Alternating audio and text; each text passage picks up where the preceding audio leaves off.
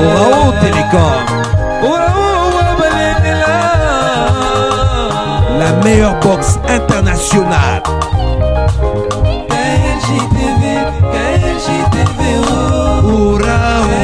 Toutes les grandes chaînes congolaises,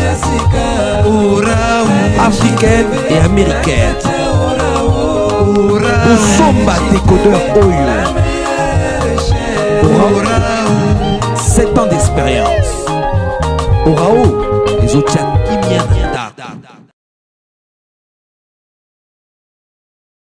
Le dialogue politique convoqué par le chef de l'État reste incontournable et constitue donc la seule voie de sortie à la crise actuelle.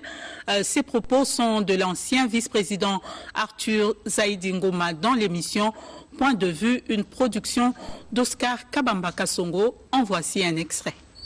S'il y avait plusieurs voies de sortie, j'en parlerai avec plaisir. Mais je crains fort qu'ici, nous n'ayons qu'une voie.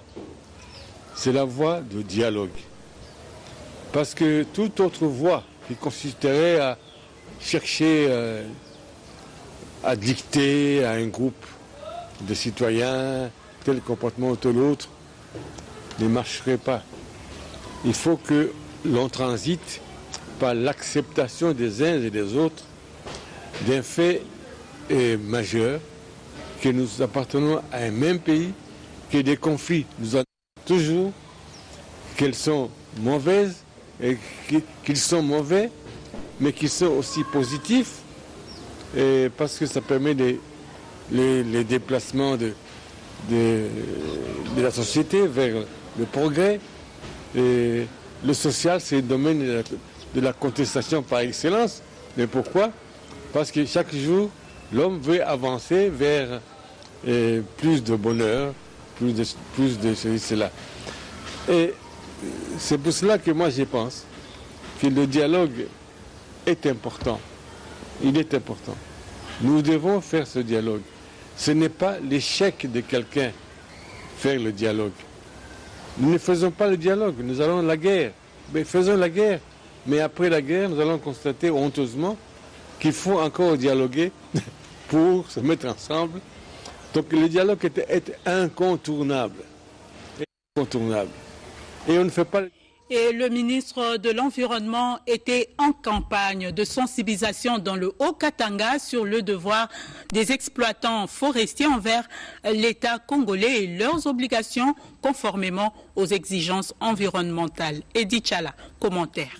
Environnement, conservation de la nature et développement durable, Robert Bopolo était à Kilwa, dans la province du Haut-Katanga. Objectif, s'assurer du respect des normes environnementales dans la coupe du bois par les exploitants artisanaux.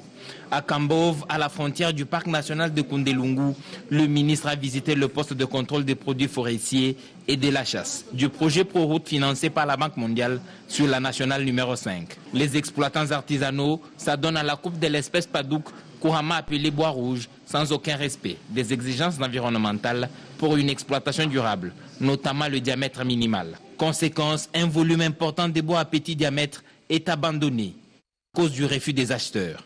Après ce constat malheureux, Robert Bopolo a pris d'importantes mesures, parmi lesquelles le reboisement le long de la route Lubumbashi-Likasi-Kolwezi sous le financement du Fonds forestier national, l'aménagement d'une grande pépinière à Lubumbashi pour soutenir le reboisement, la signature préalable du contrat entre vendeurs et acheteurs pour ne pas abandonner les grumes déjà abattus.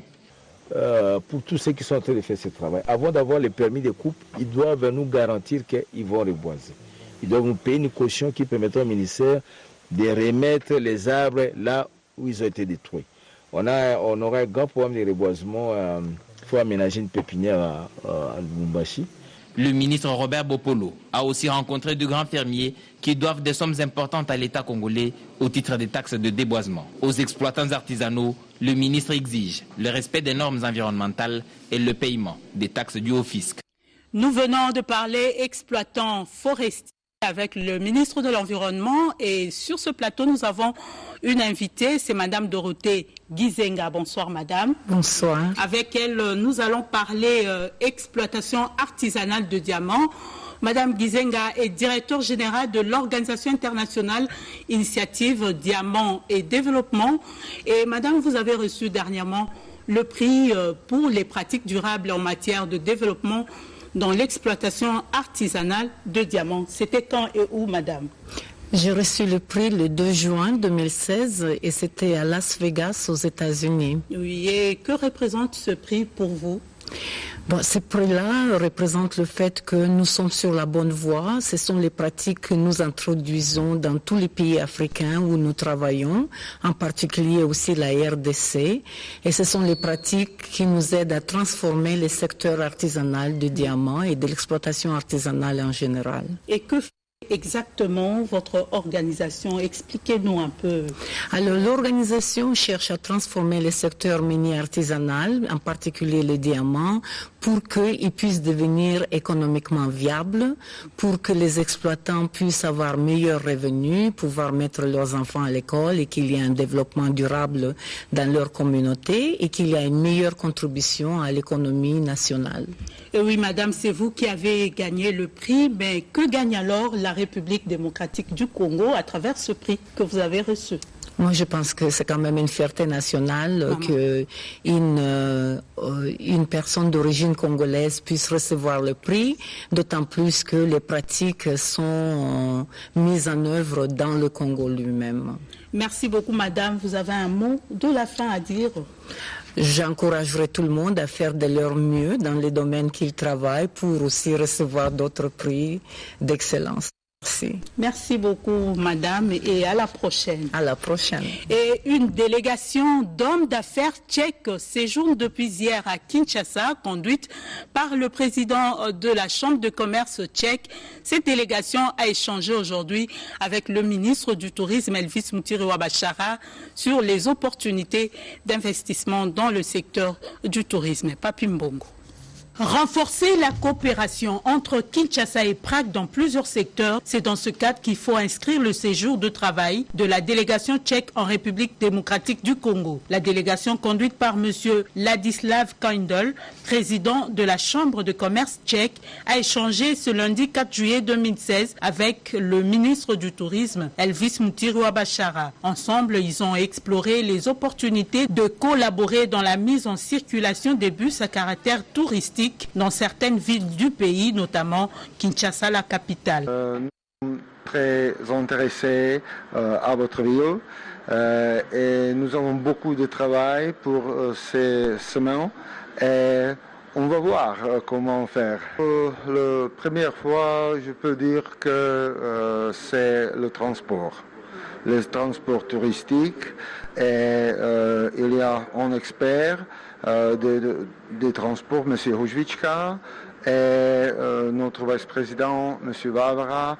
Et nous sommes tous pour préparer les circonstances et pour préparer les choses qui sont nécessaires pour faire coopération. Les deux parties, c'est-à-dire congolaises et tchèques, poursuivent les discussions dans l'objectif final de signer un protocole d'accord pour consolider cette collaboration. Signalons que la délégation tchèque est composée des membres de la Chambre de commerce tchèque, dont le vice-gouverneur de la ville de Prague.